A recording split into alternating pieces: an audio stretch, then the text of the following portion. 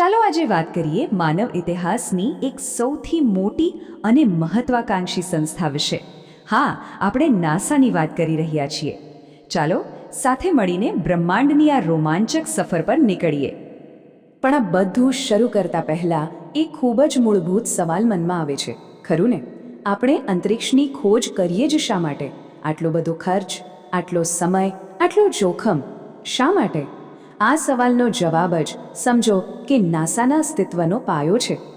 અને એનો જવાબ છુપાયેલો છે નાસાના પોતાના સૂત્રમાં, સર્વલાભ હેતુ.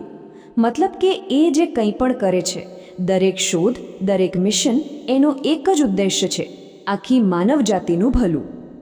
તો ચાલો આ અદ્ભુત સંસ્થાને જરા વધુ નજીકથી જોઈએ અને સમજીએ.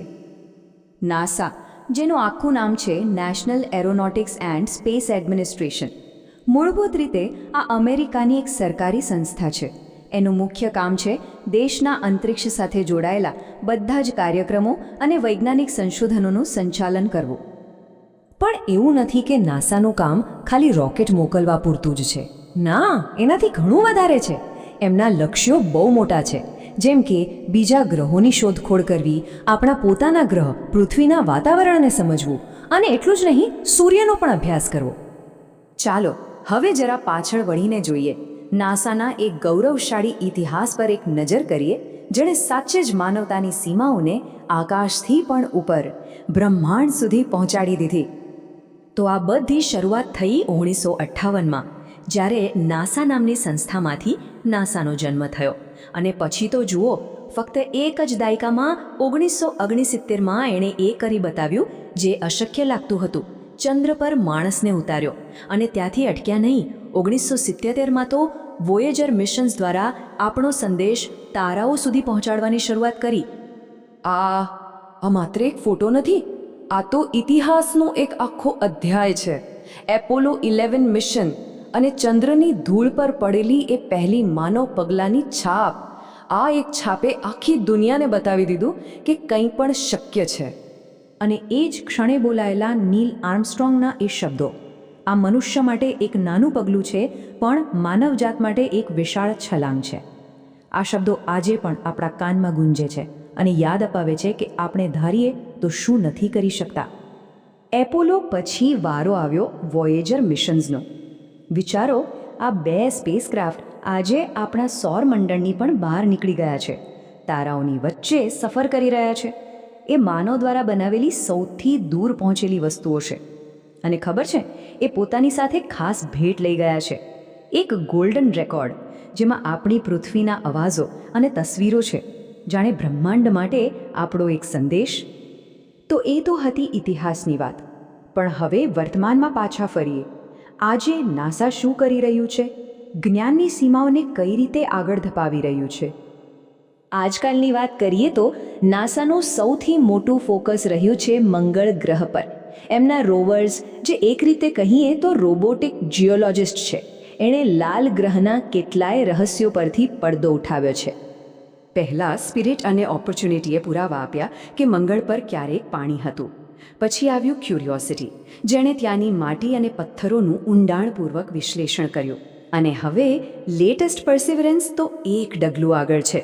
એ ત્યાં પ્રાચીન જીવનના સંકેતો શોધી રહ્યું છે. અને કમાલ તો એ છે કે એણે બીજા ગ્રહ પર પહેલીવાર હેલિકોપ્ટર ઉડાડીને ઇતિહાસ રચી દીધો. અને હા, હબલ ટેલિસ્કોપને તો કઈ રીતે ભૂલાય? 1990થી આકાશમાં તરતી આ વેધશાળાએ આપણને બ્રહ્માંડના એવા નજારા બતાવ્યા છે જેની આપણે ક્યારેય કલ્પના પણ નહોતી કરી.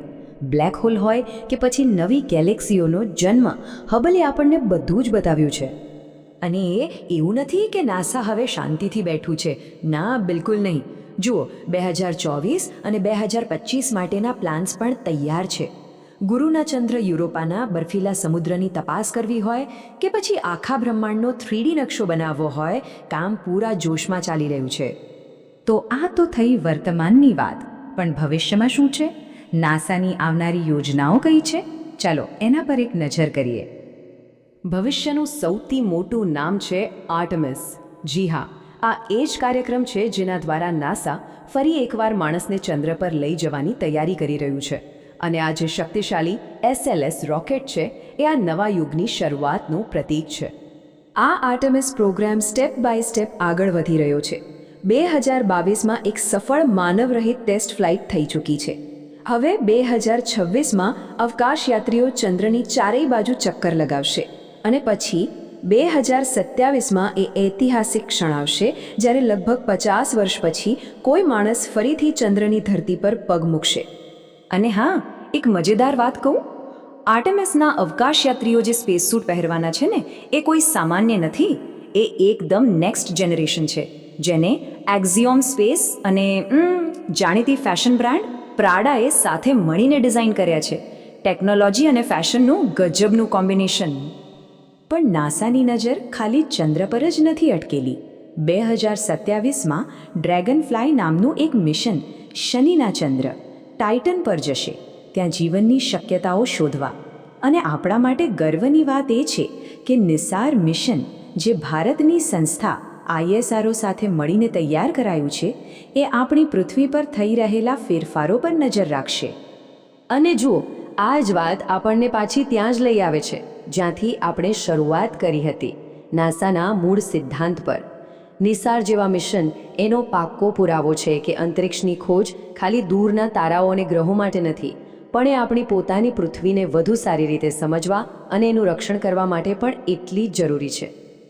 તો એ નક્કી છે કે આપણે ચંદ્ર પર પાછા જઈ રહ્યા છીએ, પણ સવાલ એ છે કે એના પછી શું? શું આપણો આગલો પડાવ મંગળ હશે કે પછી આપણે સૌરમંડળની પણ બહાર જવાનું સપનું જોઈશું? વિચારવા જેવો સવાલ છે કે ચંદ્ર પર પાછા ફર્યા પછી માનવતાની આગામી વિશાળ છલાંગ કઈ દિશામાં હશે?